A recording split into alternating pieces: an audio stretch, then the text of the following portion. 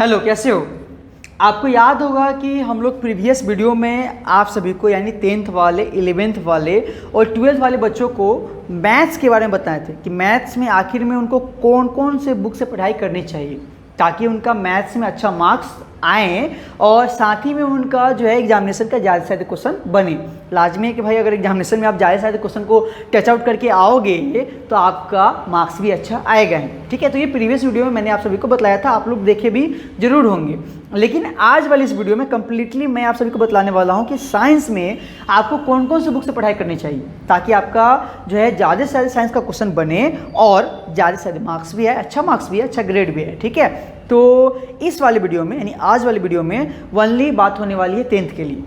ठीक है, इसको 9th वाला भी देख सकते हैं क्योंकि मैं मतलब कि हम नहीं चाहते हैं कि भाई सारे को एक साथ बता दिया जाए, खिचड़ी हो जाए और आपको कुछ नहीं समझ में आए। मतलब कि 11th वाले 12th वाले को भी बता दिया जाए कि आपको क्या पढ़ना चाहिए और बच्चों को समझ में ही नहीं है। तो इसीलिए आज वाले के लिए 10th वाले के लिए यानी आज वाला वीडियो 10th वाले के लिए है, 9th वाला भी देख सकता है। एंड नेक्स्ट वाला वीडियो जो होगा यानी कल या परसों जो वीडियो डलाएगा उसमें 12th वाले के लिए बताया जाएगा कि 12th वालों को फिजिक्स में कौन से बुक पढ़ना चाहिए। देखिए 12th में मुझे जो है 12th के लिए 11th 12th के लिए मुझे केमिस्ट्री और बायो का जो है कुछ उतना खास नॉलेज नहीं है, तो इसलिए मैं उसको सजेस्ट भी नहीं करूँगा। जो मुझे पता है मैं उसी के बारे में आप सभी को सजेस्ट करूँगा, जो मैं अपने बच्चों को पढ़ाता हूँ उसी को। ठीक है, तो मैं फिजिक्स के लिए आप लोग को सजेस्ट करूँगा कि आपको 11th 12th में कौन से बुक से फिजिक्स पढ़नी चाहिए। ठीक है, तो आज आते हैं हम लोग इस वाली वीडियो का जो हम लोग का कंटेंट आज का था कि 10th वालों को क्या क्या पढ़ाई करनी चाहिए उसके बारे में बताना है। ठीक है, तो देखो 10th वाले बुक को जो पढ़ाई करनी चाहिए उसके में तो मैं सारे कलेक्शंस बुक का लेके आया हूँ, तो मैं बताऊंगा ही। और ये मैं क्यों बताना चाह रहा हूँ वो पहले जान लो। देखो ये सारे बुक मैं अपने इंस्टीट्यूट में अपने बच्चों को पढ़ाता हूँ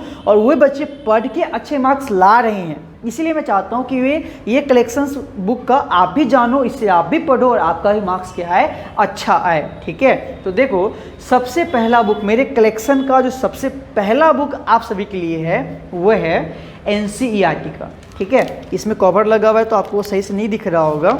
चलिए ये जो है सबसे पहला बुक है वो है आपका NCERT। ठीक है, यानी आपको NCERT को मैं सजेस्ट करूंगा कि सबसे पहला आपको NCERT रहेगा। ठीक है, अब ऐसा क्यों है, क्यों बोल रहा हूँ, क्योंकि भाई ये तो नेशनल लेवल का बुक है। आपका एग्जामिनेशन का मैंने मैथ वाला वीडियो में भी बताया था कि आपका एग्जामिनेशन का लमसम 80% क्वेश्चन तो इसी से रहेगा। ठीक है, तो ये तो आपको पढ़ना ही पड़ेगा, ना चाहते हुए भी पढ़ना पड़ेगा। ठीक है, तो ये कंपलसरी है। अब देखो इसके रहते हुए भी हम लोग ऐसा क्यों करते हैं कि हम लोग जो है दूसरा बुक को पढ़ते हैं। ठीक है, साइड बुक को पढ़ते हैं, साइड बुक में लाते नहीं है कि मैथ्स में RD शर्मा हो गया, RD शर्मा हो गया, NCERT रहते हुए भी क्यों, ताकि हमारा क्या हो, हम लोग का जो है कंसेप्ट जो है अच्छा हो जाए, हम लोग उसके बारे में और जानकारी जो है इकट्ठा अच्छा से जान सके। ठीक है, इसीलिए साइड बुक लाया जाता है। और एक रीज़न और है कि देखो NCERT का कोई भी टॉपिक है, मान लेते हैं कि अगर रिफ्लेक्शन और रिफ्रैक्शन ही आप पढ़ाई कर रहे हो लाइट का, ठीक है, तो उसके बारे में क्या करता है कि NCERT कम लाइन में ही ज़्यादा बात को समझाना चाहता है, यानी एक लाइन ही लिख देगा और उसमें ज़्यादा बातों को समझाना चाहेगा। रहता तो वो सही है लेकिन उस लाइन में इतना ना टफ वर्ड रहता है जिससे बच्चे को अच्छे से समझ में नहीं आते। ठीक है, तो एक कारण ये भी हो सकता मतलब कि है कि बच्चे को साइड बुक पढ़ना ही पड़ता है क्योंकि NCERT उसको पूरा जो है ब्रीफ समझ में नहीं आ पाता है। ठीक है, तो इसीलिए साइड बुक लाना है। NCERT तो कंपलसरी है, मतलब कि वो तो पढ़ना ही है, मेन बुक हम लोग नाम दिए हुए, मेन बुक है वो आपका। ठीक है, तो वो कंपलसरी है। उसके अलावा आपको फिजिक्स में कौन सा बुक पढ़ना चाहिए, तो उसके अलावा मैं आपको फिजिक्स में सजेस्ट करूंगा ये बुक पढ़ने के लिए। देख लीजिए इसमें भी कवर लगा हुआ है, इसलिए मैं आपको ये पेज दिखा रहा हूँ। ये बुक पढ़ने के लिए यह S चंद पब्लिकेशन का बुक है जिसके ऑथर है लखमीर सिंह एंड मंजीत कौर। ठीक है, इसको लखमीर सिंह एंड मंजीत कौर जी ने लिखा है। तो फिजिक्स में आपको ये बुक जरूर पढ़नी चाहिए, मैं अपने बच्चों को भी पढ़ाता हूँ इससे। ठीक है, तो ये बुक इसलिए पढ़नी चाहिए क्योंकि इसमें का कोई भी टॉपिक मान लेते हैं कि रिफ्लेक्शन एंड रिफ्रैक्शन भी है तो इसका एक्सप्लेनेशन अच्छा है। इस बुक में जो भी न्यूमेरिकल्स है उसको अगर बनाए तो वो उससे भी अच्छे से समझ सकता है। एग्जाम्पल का क्वेश्चन जो भी है उसको अगर बनाकर अगर उसे ही प्रैक्टिस करना चाहे तो बच्चा जो है अच्छा फिजिक्स में कर सकता है और करता भी है। तो मैं आपको ये बुक जरूर सजेस्ट करूंगा और आपको जरूर इससे पढ़ना चाहिए। ठीक है, क्योंकि इसमें एक्सप्लेनेशन अच्छा है। तो ये बुक का नाम हुआ सर S चंद पब्लिकेशन का ये बुक है। ठीक है, इसको लिखे हैं लखमीर सिंह और मंजीत कौर। ठीक है, फिजिक्स का है। तो चलो ये दूसरा हो गया। मैं आपको फिजिक्स में एक और बुक सजेस्ट करना चाहूँगा। ठीक है, मैं आपको फिजिक्स में एक और बुक सजेस्ट करना चाहूँगा जो दिनेश पब्लिकेशन का है। ठीक है, ये अगर आपको इच्छा हो कि नहीं मुझे और थोड़ा मतलब न्यूमेरिकल बनाना है या और कुछ ब्रीफली देखना है, तो आपको मैं एक और बुक सजेस्ट करूंगा जो दिनेश पब्लिकेशन का है, जिसको लिखे हैं एस के शर्मा। ठीक है, ये भी बहुत अच्छा बुक है और इससे भी बच्चा पढ़ता है और मतलब कि न्यूमेरिकल्स वगैरह बनाता है, थ्योरी वगैरह देखता है, तो उसको अच्छे से और समझ में आता है। ठीक है, तो ये 2 बुक मैं एक्स्ट्रा में साइड बुक में सजेस्ट करूंगा। एक हो गया आपका एस चंद, ठीक है, एंड एक हो गया आपका दिनेश। ठीक है, तो ये दोनों बुक आपको पढ़ना चाहिए।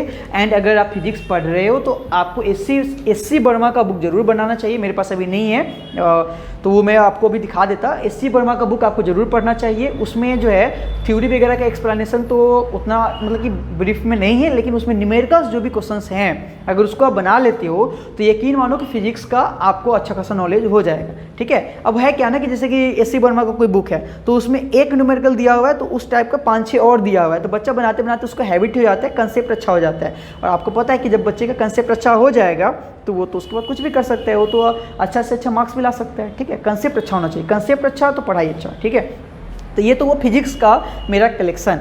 आपको अब केमिस्ट्री में कौन सा बुक पढ़ना चाहिए? देखो 10th का मेरा मानो तो ऐसे तो कोई भी सिलेबस हार्ड नहीं है साइंस का, लेकिन अगर आपको केमिस्ट्री का कोई साइड बुक पढ़ना चाहिए तो वो आपको मैं सजेस्ट करूँगा। इसका जो है कवर वगैरह हट गया हुआ है, तो वो वही है बुक है जो आपका एस चंद का था। ठीक है, यानी एस चंद का पब्लिकेशन का ही ये बुक है, तो मैं आपको ये बुक सजेस्ट करूँगा कि ये बुक से आपको केमिस्ट्री साइड बुक में ज़रूर पढ़ना चाहिए। ठीक है, अब इसमें भी वही बात है कि इसका जो भी मतलब कि रिएक्शन वगैरह है, चाहे थ्योरीज वगैरह है, तो उसको पूरा ब्रीफली एक्सप्लेन किया हुआ है ताकि बच्चा खुद पढ़ के भी जो है उसको अच्छे से समझ सकता है। और जब टीचर का हेल्प मिल जाता है बच्चा और ज़्यादा ग्रोथ कर जाएगा। तो आपको मैं ये बुक सजेस्ट करूँगा एस चंद का, इसका थ्योरी, ठीक है, इसका एग्जाम्पल, ठीक है, इसका रिएक्शन वगैरह बहुत ब्रीफली है, बच्चा बनाता है, मतलब कि उसको अच्छे से समझ में भी आता है। अब इसमें इतना ना ज़्यादा सर मतलब कि क्वेश्चंस होता है इस बुक के अंदर, मतलब कंटेंट में इसके इतना ना ज़्यादा क्वेश्चंस वगैरह पूछता है, तो मतलब कि बच्चा कुछ पढ़ा फिर एक क्वेश्चन का चार्ट खुल गया तो वो खुद अपना चेक कर सकता है कि आप वो जो पढ़ा है उससे कितना क्वेश्चन बन रहा है। तो ये इसके लिए मुझे जो है एस चंद का पब्लिकेशन का बुक फिजिक्स एंड केमिस्ट्री का बहुत अच्छा लगता है। ठीक है, तो मैं आपको ये सारा बुक सजेस्ट किया, एक बार आपको मैं लिख भी देता हूँ ताकि आपको और अच्छे से समझ में आ जाए। साइंस के लिए मैं आपको क्या सजेस्ट किया, तो मैं आपको साइंस का फिजिक्स एंड 10th वाले के लिए, ठीक है, इसको जो है 9th भी देख सकता है, उसके लिए कोई चेंजिंग वाली बात नहीं है। ठीक है, तो फिजिक्स एंड केमिस्ट्री मैंने आपको फिजिक्स के लिए 2 बुक सजेस्ट किया, एक एस चंद का था एंड एक आपका दिनेश का था। एंड केमिस्ट्री के लिए सिर्फ एक सजेस्ट किया जिसका नाम है एस चंद, और एक आपका तो जो मेन बुक है सर वो तो आपको पढ़ना ही पड़ेगा। ठीक है, जिसका नाम है आपका NCERT। ये तो आपको कंपलसरी है, ये आपको न चाहते हुए भी जो है पढ़ाई करना पड़ेगा। और आप यकीन मानो अगर मान लेते सारा बुक आप पढ़ लेते हो ना, अगर आप NCERT नहीं पढ़ के जाते हो तो आपको अच्छा मार्क्स नहीं आएगा। ठीक है, आप कितना भी इसमें कंसेप्ट वगैरह ले लो, अगर NCERT को आप टचअप नहीं करते हो, नहीं बनाते हो, तो आपको अच्छा मार्क्स जितना आप चाहते हो उतना आपको नहीं आ पाएगा। तो ये तो आपको पढ़ना ही पड़ेगा सर, और मैं सजेस्ट करूँगा आपको पढ़ना ही पढ़ना है। ठीक है, ज़्यादा ओवर कॉन्फिडेंस में नहीं झूलना है, अपने आप को बनाना है सारे क्वेश्चंस को। NCERT के हर एक फिजिक्स का न्यूमेरिकल्स बनाना है। ठीक है, हर एक थ्योरीज को देखना है कि उसमें कैसे एक्सप्लेन किया हुआ है, एक्सप्लेनेशन दिया हुआ है। ठीक है, तो आप अच्छा कर सकते हो साइंस में। तो चलो बताओ कि आखिर में आज वाली ये वीडियो आप सभी को कैसे लगी। आज वाली वीडियो से आपको कुछ सीखने के लिए मिला भी कि नहीं मिला? अगर मिला है और आप कुछ सीखे हो तो आपका जो है ये फ़र्ज बनता है कि इसको आप दूसरे को भी सिखाओ, आप सिखाओ। देखो मैंने आपके तक पहुंचाने का काम किया और आप इसको दूसरे तक पहुंचाने का काम करो, उसके लिए मैं आपको नहीं बोलूँगा। ठीक है, आप खुद कर लो। ठीक है, आप अगर जग का भलाई चाहते हो तो। और लास्ट में अगर चैनल को सब्सक्राइब अभी तक नहीं किया हो सर, तो उसमें जो है घाटा एक तरह से जिसको बोलते हैं लॉस आप ही का होगा, क्योंकि जो भी कंटेंट वगैरह जो भी वीडियो वगैरह आएगा वो आप टाइम पे नहीं देखोगे, तो घाटा किसका है, लॉस किसका है, आप ही का है। तो आप इसको सब्सक्राइब कर लो ताकि आपका पढ़ाई बेहतर से कई गुना ज़्यादा बेहतर होते चला जाए। ये हमारा एक मिशन है कि आपका पढ़ाई को बेहतर से कई गुना ज़्यादा बेहतर करना है। हम मिलेंगे आपसे नेक्स्ट वीडियो में, तब तक आप अपना ख्याल रखिए। Bye bye.